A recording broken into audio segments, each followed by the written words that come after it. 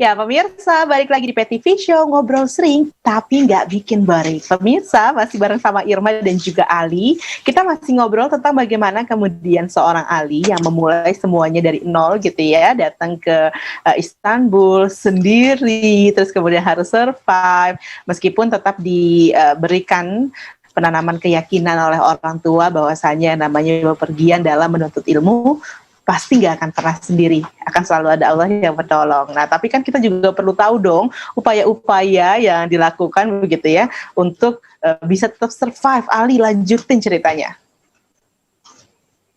Oke, aku lanjut ceritanya. Oke. Jadi tadi sampai mana ya? Tadi sampai aku survive di Turki ya, di Istanbul.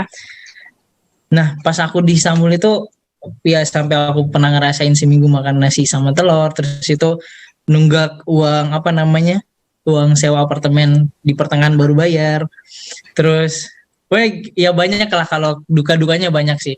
Cuman aku selalu berpikir positif, coba terus usaha. Salah satu caranya yaitu memperbanyak link. Jadi aku kayak hampir tiap hari, seminggu itu aku tidur di apartemen itu cuma 2 atau 3 hari. Jadi sisanya itu kayak aku ke rumah teman, terus aku ke rumah teman diskusi, terus itu nyari apa yang bisa dikerjain gitu-gitu kan. Nah terus kebetulan aku juga sering kunjungan ke KJRI, dan dari situlah aku sering dipanggil untuk proyek-proyek, contoh kayak misalnya ngisi acara nyanyi, terus itu nasyid, terus tilawah, terus kayak jadi penerjemah. Bahkan aku belum selesai bahasa Turki, kebetulan alhamdulillah waktu itu dikasih kesempatan untuk jadi penerjemah Pak Alwi Shihab, mantan menteri, yang itu ketemu sama gubernur Istanbul. Jadi dari awal KJRI berdiri sampai sekarang alhamdulillah aku salah satu dan satu-satunya, mungkin nanti ada lagi, aku satu-satunya mahasiswa yang bisa kunjungan ke gubernur Istanbul, dan itu kesempatan yang menurut aku sangat spesial banget gitu. Dan di situ barulah mulai beranjak tuh, ada proyek ini, proyek itu, proyek ini, proyek itu gitu. Jadi cukup banyak proyek, terus di situ dapat pemasukan, di situ baru bisa bayar apartemen, bisa bayar kuliah, bisa bayar makan, terus itu bahkan bisa sampai ngasih adik juga. Dan di tahun kedua aku juga bantu adikku yang nomor 2 untuk biaya kuliahnya gitu. Tapi itu ketika udah ketika itu udah mulai bisnis juga sih.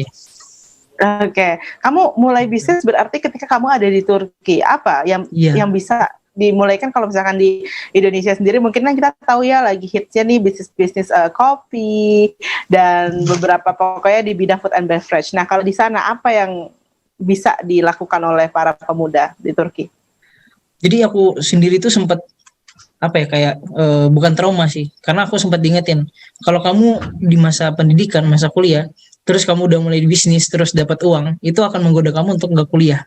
Betul. Jadi itu sempat menjadi titik di mana kayaknya aku nggak usah bisnis dulu deh, aku yaudah jalanin dulu aja kayak biasanya gitu. Cuman aku karena orangnya sedikit ambis, terus kayak nggak bisa diam gitu, jadi kayaknya jalanin bisnis terus. Karena aku juga kebetulan sendiri gitu kan, aku harus membiayain ini, biayain itu, banyak yang harus dibiayain. Aku nggak mau nih harus mulai gitu. Dan di situ aku berpikir dari mana ya aku mulai bisnis. Awalnya aku mulai bisnis itu karena keterpurukan sih. Karena keterpurukan ketika itu ada masalah yang terjadi di lingkungan keluarga yang memang benar-benar down banget. Dan di situ aku berpikir sangat keras gimana caranya aku bukan cuma bisa ngebiayain diri aku sendiri, aku harus bisa ngebantu untuk ngebiayain adik aku nomor 2, terus nomor 3 juga untuk masuk di pondok pesantren, segala macamnya lah gitu-gitu. Di situ aku mulai diskusi sama Pak Konjen, terus dikasih proyek A, proyek B, dan aku berpikir wah kayaknya memang salah satu yang aku harus wujudkan itu adalah gimana menjalin hubungan bilateral antara Indonesia sama Turki. Tapi bukan untuk politiknya. Nah di bidang bisnisnya, gimana caranya aku bisa ngebanggain nama Indonesia dan bisa ningkatin ekonomi Indonesia. Betul. Secara nggak langsung ningkatin ekonomi aku juga gitu kan. Nah di situ aku pikiran untuk mulai bisnis ekspor impor. Nah pulanglah aku ke Indonesia, terus itu aku ketemu sama pimpinan UMKM Jawa Barat, mulai kesana kesini segala macamnya. Dari situ mulai baru bisnis ekspor impor, terus itu pas Januari kemarin kita baru rilis juga di sektor production house. Kita sekarang lagi produksi untuk film short movie juga. Kayak gitu. Jadi pelan-pelan ini mungkin Maret atau April insya Allah mulai travel juga. Oke, keren banget. Kayak gitu. Berarti banyak bidang ya dalam ekspor impor itu sendiri ya? Ya, jadi aku sendiri tuh berpikir ya udah nih aku udah terjun di bisnis. Terus ideku juga kayaknya nggak enak kalau ditumpuk mulu nih di sini, harus ada yang diaplikasikan satu persatu gitu kan. Jadi aku berpikir ini untuk yang ekspor impor tetap jalan, sama konstruksi juga ini lagi ada beberapa proyek untuk konstruksi. Terus di awal Januari mulai, karena aku juga ambis untuk berkarya ya. Jadi kayak aku harus ada karya nih yang bisa ngasih motivasi, inspirasi ke teman-teman gitu-gitu kan. Terus salah satu karya yang bisa aku wujudin itu lewat production house, lewat short movie, film gitu. Terus karena ada bahasanya tuh keresahan soal pendidikan di Turki, itu aku pengen bangun salah satu sekolah di sini. Jadi kayak sekolah pre-college di Turki. Ini juga lagi tahap perencanaan, semoga dilancarin, semoga bulan Juli atau bulan Agustus nanti sudah bisa berdiri di sini, terus bisa ngebawa teman-teman Indonesia terus sekolah di sini, bisa ngerasain apa yang aku rasain sekarang gitu. Dan tadi untuk yang travel itu juga berawal dari keresahan, karena aku ngerasa banyak travel di sini itu kayak jalan-jalan doang, foto-foto doang gitu, tapi tidak menceritakan tentang sisi sejarahnya, terus dari sisi islaminya. Nah jadi travel yang aku buat itu lebih ke dua sektor sih yang kita pengen bangun, sektor islami pertama, terus sektor bisnis pertama. Jadi kayak travel bisnis, jadi untuk pengusaha-pengusaha di Indonesia, dan kita memfasilitasi untuk pertemuan antara pengusaha-pengusaha Indonesia dan pengusaha Turki gitu. Itu juga kerjasama dengan Kementerian Perdagangan gitu-gitulah.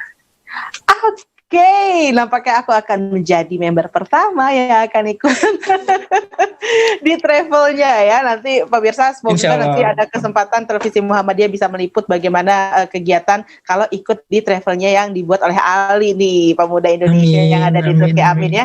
Insya Allah nanti kita akan bangun. Nah, kamu kesulitan gak sih, kan kalau orang namanya bisnis itu kan pasti bicara tentang modal lagi. Apakah kamu juga menggunakan modal itu adalah karena bidangnya ekspor impor, sehingga ya modal kamu yang paling besar adalah modal hubungan ini sendiri gitu? Bagaimana?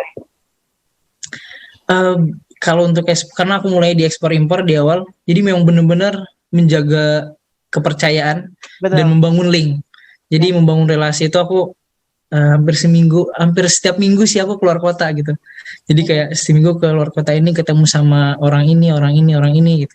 Jadi memang ada plan yang memang aku buat gitu. Harus ketemu sama ini, terus proyeknya ini, terus ngebangun ini, targetnya apa sih gitu.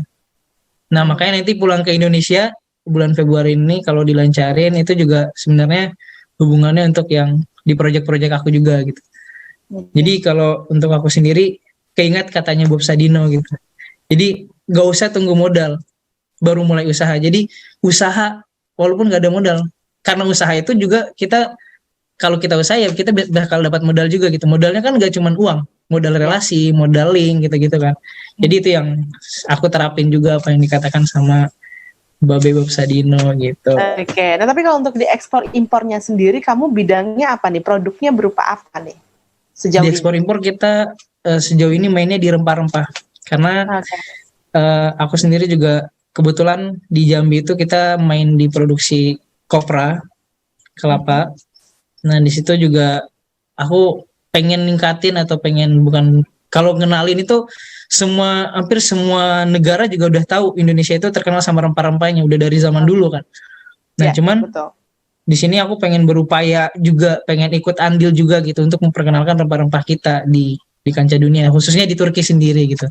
Jadi kita sekarang lebih geraknya ke rempah-rempah sama kopi sih, kopi juga ya. Oke, baik. Ini banyak banget sektor yang akan juga merasakan dampaknya dari upaya yang dilakukan oleh Ali ya, insya Allah ya. Nah, Ali, nanti kita masih akan ngobrol lagi, kita lanjutin lagi ngobrol-ngobrolnya, tapi usai jeda pemirsa tetaplah bersama dengan kami di PTV Show.